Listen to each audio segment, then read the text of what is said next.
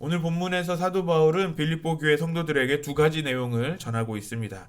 22절부터 26절까지는 삶의 유익과 죽음의 유익 사이에서 빌립보 교회를 위해 삶을 선택한다고 말하는 사도 바울의 고백입니다. 계속해서 20절부터 30절에는 이제 빌립보 교회에게 복음에 합당한 삶을 살라고 권면하는 내용입니다. 우리가 어제 묵상했던 20절에서 사도 바울은 살든지 죽든지 그리스도께서 존귀하게 되시기를 원한다라고 고백했습니다. 그래서 21절에는 이는 내게 사는 것이 그리스도니 죽는 것도 유익함이라 라고 고백하면서 그리스도께서 사실 수 있도록 자신이 죽음에 더 낫다라는 것을 말씀하고 있습니다. 하지만 오늘 22절에 삶에도 유익이 있다라는 것을 또 말씀하고 있습니다. 22절 말씀을 같이 읽겠습니다. 시작. 그러나 만일 육신으로 사는 이것이 내일의 열매일진데 무엇을 택해야 하는지는 알지 못하노라. 육신으로 사는 이것은 육체 가운데 사는 것을 말합니다. 우리가 보통 성경에서 육체 가운데 사는 것을 말하면 마치 죄 안에 사는 것처럼 우리가 이해할 수 있지만 오늘 본문에서 나오는 육신 안에 육신으로 사는 것은 죽음과는 반대되는 개념으로 이해할 수 있는 것입니다. 그러니까 이 세상에 이 땅 위에 내가 육체의 옷을 입고 살아가는 것을 말합니다. 그것이 내 일의 열매, 그것은 무엇이냐면 사도 바울이 행한 일들, 사도 바울의 그 사역의 그 열매들이 있다라는 것입니다. 그러니까 빌립보 교회가 마게도냐의 첫 열매인 것을 우리가 잘 알고 있는 것처럼 사도 바울의 사역에는 얼마나 많은 열매들이 있었겠습니까? 사도 바울은 이렇게 얘기하는 것입니다. 내가 계속 이 땅에서 살고 있다면 내가 사역한 사역의 열매들을 더 많이 누릴 수도 있을 것이다 라고 말씀하고 있습니다. 그래서 그것도 좋고 또 죽음도 이전에 말했던 그 그리스도께서 사실 수 있도록 내가 죽는 것도 유익하다고 말합니다. 그러면서 23절에는 그 둘 사이에서 어떤 것을 선택해야 될지 모르겠지만 그래도 세상을 떠나는 것, 죽음이 더 좋을 것이다 라고 말씀하고 있습니다. 왜냐하면 세상을 떠나서는 그리스도와 함께 있게 될 것이기 때문에 그렇습니다. 사도 바울이 선택하는 죽음은 너무 힘들어서 이 세상을 빨리 끝내고 싶다라는 것이 아니라 오히려 주님과 더욱더 가까워지기 위해서 더 죽음이 더 낫다라고 말하고 있는 것입니다. 우리가 늘 말하는 죽음 이후에 예수님과 함께 살게 될 그 천국의 소망이 더 크기 때문에 라는 것입니다. 성도의 삶은 도피하는 삶이 아닌 것입니다. 우리가 힘들어서 죽어야 하지라고 하는 것이 아니라 사도 바울과 같이 죽음 이후에 그 소망이 있다라는 것이죠.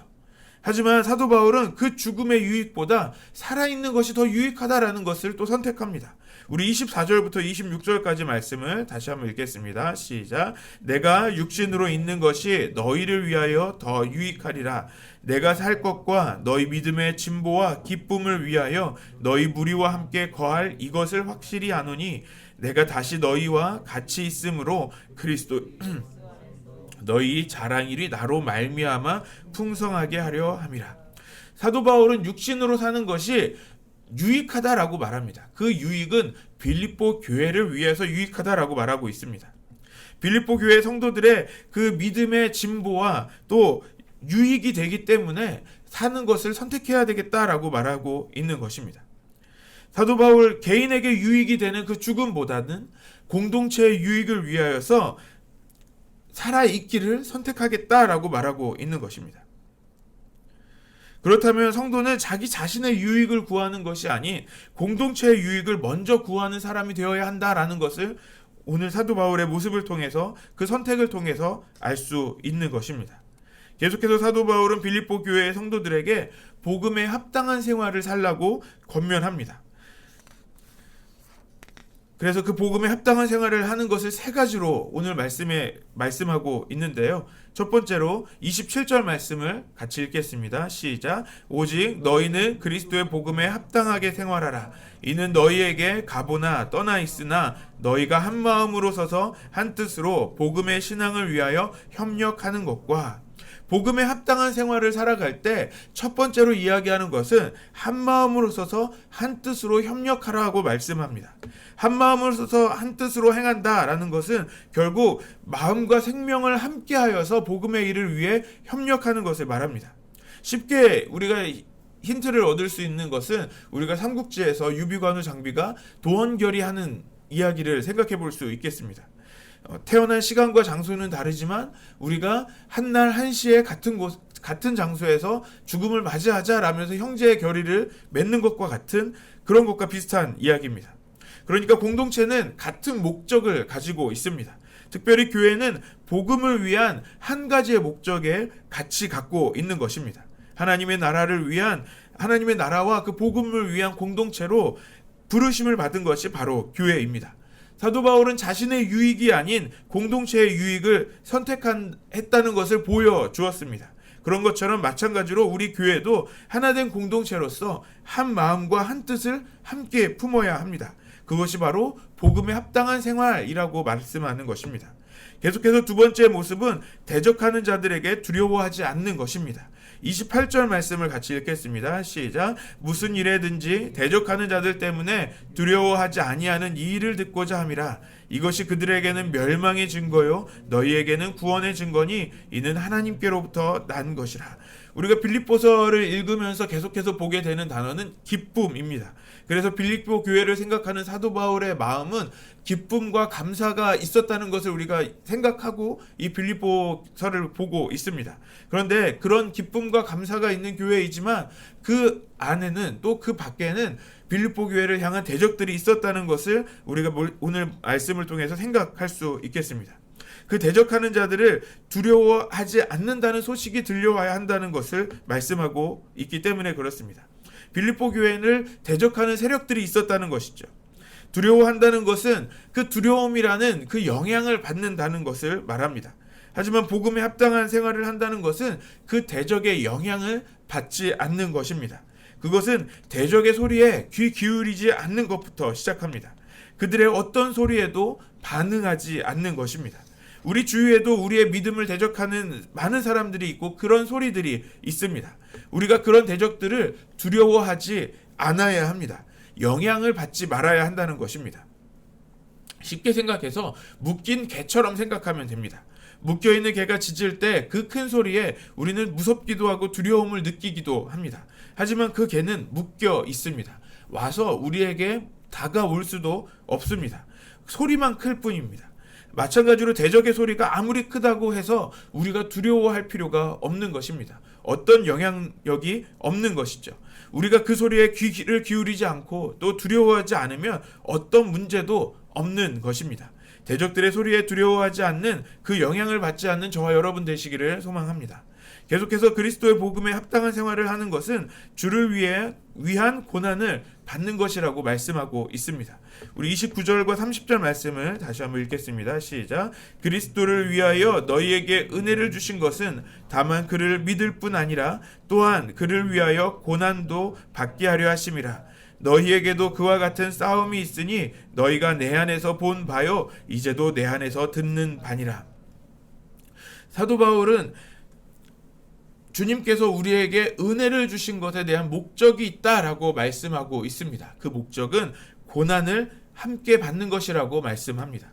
사도 바울이 이미 그 고난을 받는 모습, 그 고난의 싸움의 모습을 빌립보 교회의 성도들에게 보여주었고 또 빌립보 교회가 함께 하고 있는 것이다. 같은 싸움을 하고 있는 것이다 라고 말씀하고 있습니다. 사도 바울의 고난이 복음 전파를 위한 하나님의 은혜의 역사임을 말씀하고 있는 것입니다. 또 그것을 알고 있다면 이 고난은 사도 바울과 같이 하나님의 그 역사에 그 은혜에 참여하는 것입니다. 그렇다면 우리에게 이 복음을 위하여 받는 이 고난은 저주가 아닌 것이라 하나님의 은혜입니다. 복음에 합당한 생활은 고난이라는 그 은혜의 삶을 살아가는 것입니다. 오늘 본문을 묵상하면서 그리스도인의 삶은 결국 두 가지의 모습이라는 것을 생각하게 됩니다. 먼저 우리 성도의 삶은 복음에 합당한 삶은 혼자만의 신앙생활이 아니라는 것을 말씀하고 있습니다. 코로나19의 전후로 신앙생활을 개인적으로 하려고 하는 그런 성도들이 많아진다라는 이야기를 계속해서 들려주고 있습니다. 가난한 성도와 같은 혼자 신앙생활하는 것을 편하게 하는 사람들이 많다는 것을 우리가 잘 알고 있습니다. 하지만 오늘 본문에서 복음에 합당한 삶을 사는 것은 혼자서 신앙생활하는 것이 아니라고 말씀하고 있습니다. 공동체로서 그 공동체가 한 마음과 한 뜻으로 복음에 합당한 삶을 살아야 한다는 것입니다. 그래서 공동체를 위협하는 그 대적들에게를 두려워하지 않아야 합니다. 또 공동체가 함께 주를 위한 그 고난에 그 은혜의 역사에 또 함께 해야 한다라고 또 말씀하고 있습니다. 사도 바울은 자신의 이 선택이 자기 자신의 유익을 위한 선택이 아닌 공동체를 위한 선택을 하고 있다는 것을 또 보여주고 있습니다. 성도는 혼자서 교회가 될 수 없습니다. 성도가 함께 교회가 될 때 복음에 합당한 생활을, 복음에 합당한 그 삶을 살 수 있는 것입니다. 우리 안성 열린교회가 복음에 그 합당한 생활을 하는 교회가 되기를 소망합니다. 또 하나 오늘 본문 말씀을 묵상하면서 복음에 합당한 생활을 사는 것은 결국 보여지는 것이다 라는 것입니다. 이 신앙생활은 나만을 위한 신앙생활, 나 혼자 지키는 신앙생활이 아닌 모든 사람들에게 보여지고 나타내는 신앙생활이 될 수 있어야 한다는 것입니다. 쉽게 말해서 다른 누군가에게 나의 신앙의 모습이 인정받을 만큼의 신앙생활이 되어야 한다는 것이죠. 먼저는 하나님께 인정받는 신앙이 되어야 하는 것입니다. 그리고 또 이 세상의 많은 사람들에게, 우리 성도들 가운데 또 우리의 대적들에게 인정받을 수 있는 신앙생활이 되어야 한다는 것입니다. 사도 바울은 자신의 신앙의 모습이 인정받을 수 있다는 것을, 그리고 인정받는 그 열매가 있었다는 것을 이 성도들에게 말씀하고 있습니다. 그리고 또 빌립보 교회 성도들도 그런 인정받을 수 있는 신앙의 삶이 되어야 한다는 것을 말씀하고 있습니다. 오늘 우리의 신앙의 모습이 우리 성도들 사이에서 인정받는, 보여지는 신앙생활의 모습이 되기를 소망합니다. 더불어서 우리의 모든 신앙의 모습이 복음에 합당한 생활이 되는 저와 여러분들 되기를 소망합니다. 우리 안성 열린교회가 모두에게 인정받는 복음에 합당한 생활을 하는 우리 교회가 되기를 소망합니다.